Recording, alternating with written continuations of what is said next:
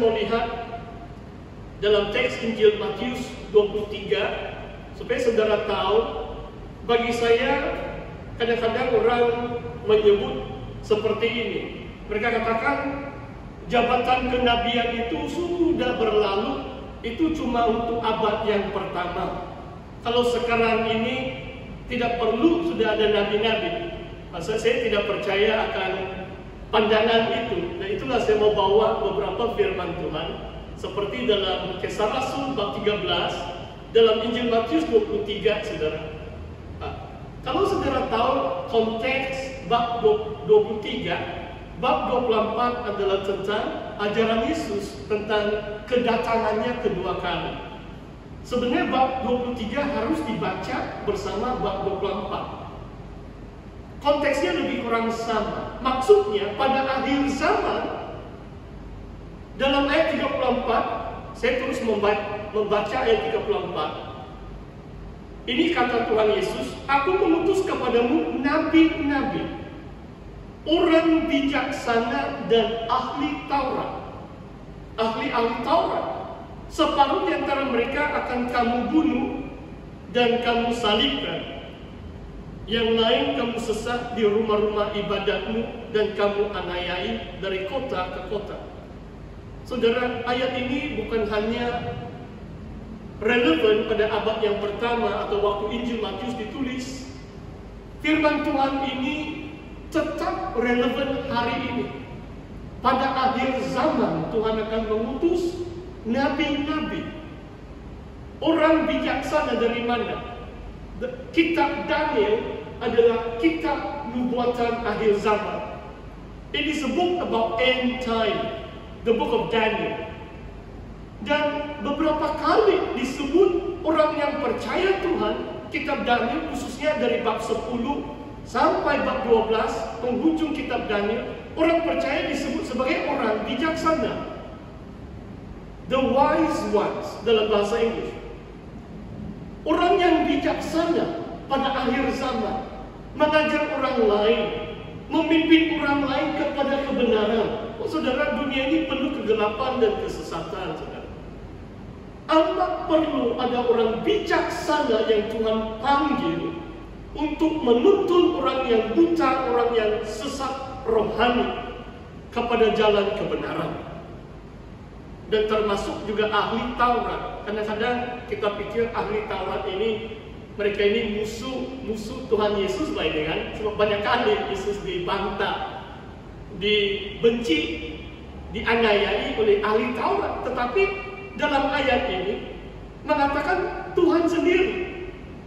Bagi saya konteks ini eskatologis atau akhir zaman. Tuhan akan mengutus bukan saja orang bijaksana tetapi ahli Taurat.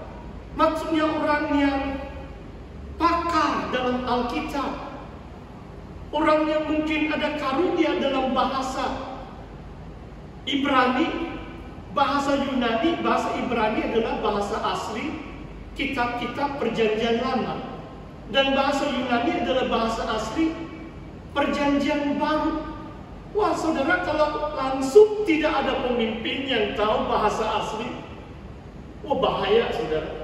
Sebab kita hanya baca saja terjemahan, ini bahasa Indonesia, bahasa Inggris pun tetap terjemahan. Pentingnya ada ahli Taurat di dalam gereja, supaya kita tidak terlari dari maksud firman Tuhan yang sebenarnya. Saudara, pastor pernah mengunjungi di Korea Selatan, baru 1 kali. Di Cina pun 1 kali, macam rindu. Sudah saya naik pesawat 1 tahun karena larang, tidak boleh naik pesawat baik. Saudara yang saya kasih dalam Tuhan, dan dalam malam yang kedua, saya bersama istri menyertai satu conference. Saya membentangkan 2 kertas kerja. Biasanya saya hanya menyampaikan kertas kerja 1 kali, tapi kali ini berhabislah ini 2 kali. 2 kali.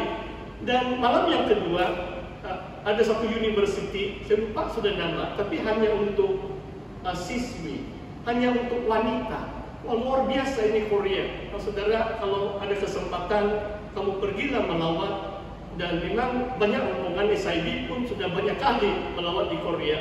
Cuma dalam waktu jamuan itu, sebab itu adalah conference, 600 lebih profesor berkumpul dari seluruh dunia. Ini satu pertubuhan antarabangsa Alkitab. Jadi ada 5 hari kami macam bersidang. Dan malam yang kedua itu, dan timbalan pengurusi persatuan perjanjian baru. Jadi ini profesor-profesor yang mahir dalam perjanjian baru. Timbalan presiden mereka hadir dan dia berucap tidak sampai 10 minit. Dan dia mengatakan seperti ini.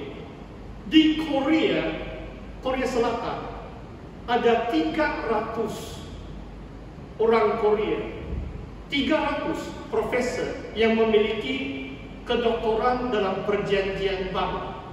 Belum kira di perjanjian lama. Di Korea Selatan ada 300 yang memiliki kedoktoran yang bertauliah, bukan yang main-main punya.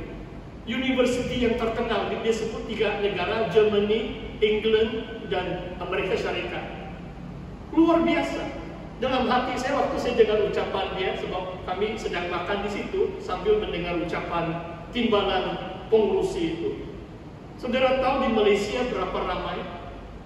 Di Malaysia hanya 3 orang, saudara. Waktu sekarang saya kurang pasti. Tapi 2016 di Malaysia cuma 3 orang yang ada PhD di dalam perjanjian baru. Dan 2 itu berada di Seremban, mengajar di satu seminar. Mungkin itulah sebabnya kalau kita lihat pengembangan gereja Tuhan, memang gereja Korea mengalami banyak masalah juga, tidak ada gereja yang sempurna. Cuma kalau berbanding dengan gereja Tuhan Malaysia atau Sabah dengan gereja Korea Selatan, dalam banyak perkara gereja Korea Selatan jauh lebih maju. Jauh lebih maju. Dan saya boleh katakan diantaranya adalah mereka amat serius dengan firman Tuhan. Kebanyakan aliran gereja yang besar di Korea, ada beberapa denominasi, Presbyterian pun bukan 1, mungkin 3-4 yang berjuta-juta anggotanya. Apalagi gereja independen Pentakosta pun berjuta-juta anggotanya. Dan saya tahu sebab pemimpin mereka yang beritahu kepada saya, di antaranya adalah kalau mau jadi penetua bukan senang.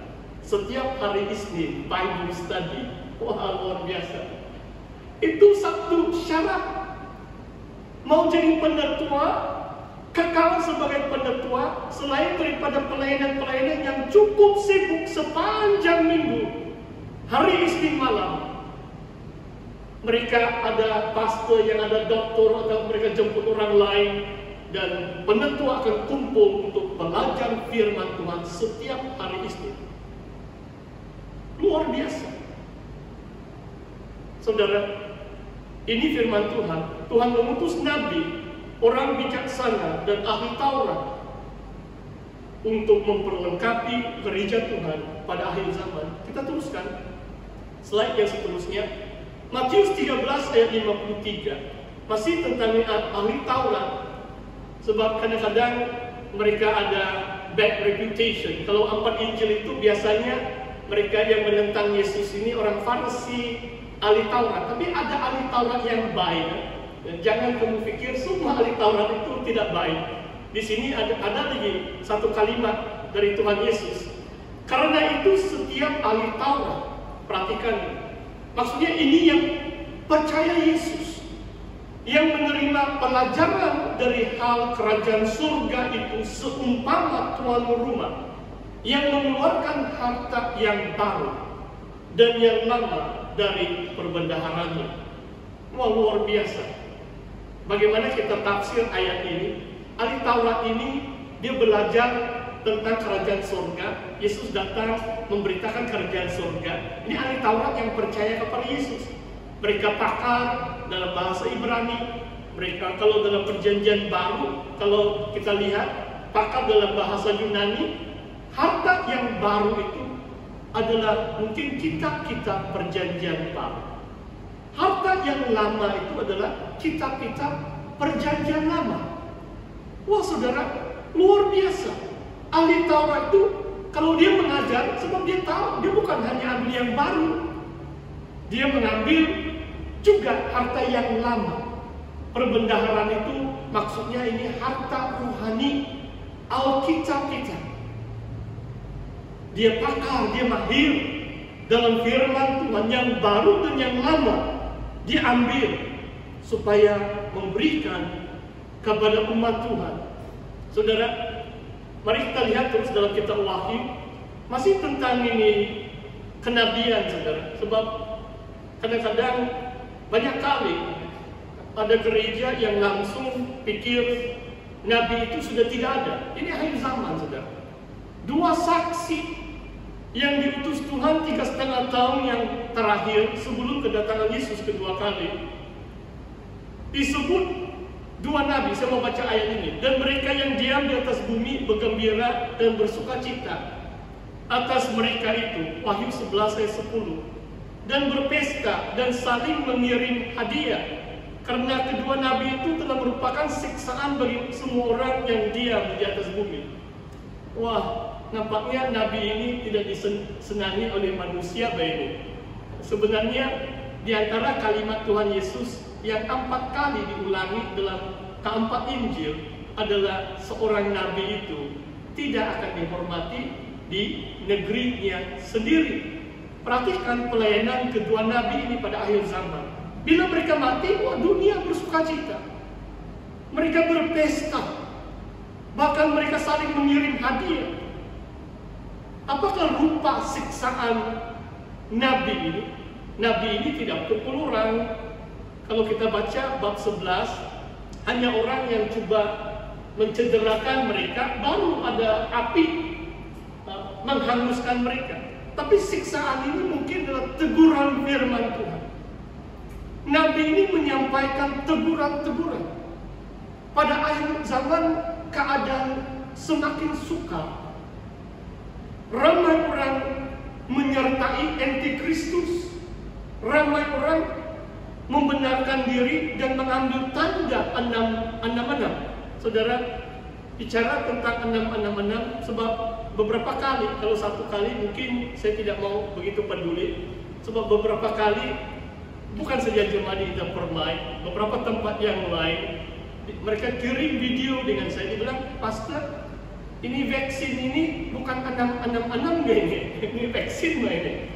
Tapi saya berdoa di Malaysia cepat dapat vaksin. Di Singapura tidak tahu berapa ratus ribu orang sudah kena jarum vaksin. Di Indonesia sudah mulai vaksin. Tapi di Malaysia kita belum dapat. Saudara, sebenarnya vaksin ini satu jenis obat.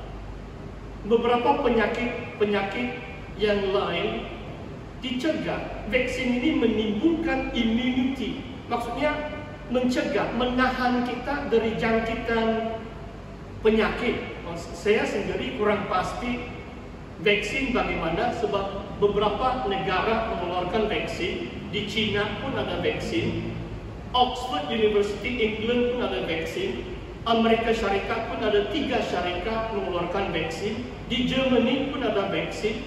Jadi kita berdoa untuk kerajaan supaya membeli vaksin yang paling selamat, jangan yang separuh-paruh selamat, nanti kena jarum terus sakit. Harap tidak mati lah itu. Saudara, pasti tidak mau main-main. Maksudnya di sini, saya mau katakan vaksin ini belum lagi 666. Kalau selamat itu, jangan kita takut menerima suntikan itu. Itu satu jenis obat yang akan menimbulkan immunity. Cuma saya katakan, kalau selamat, jangan nanti kamu salahkan pastor yang suruh kamu pergi ambil vaksin, nanti kamu sakit, pastor punya pasal. Ini bukan maksud saya. Saya tidak percaya vaksin adalah 666. Belum lagi sampai ini 666, ini tanda antikristus. Saudara, dan ayat juga satu lagi ayat dalam Wahyu 19 ayat 10. Kesaksian Yesus adalah roh nubuatan. The testimony of Jesus is the spirit of prophecy. Dan perhatikan ini nubuatan ini, maksudnya Apa yang Tuhan Yesus katakan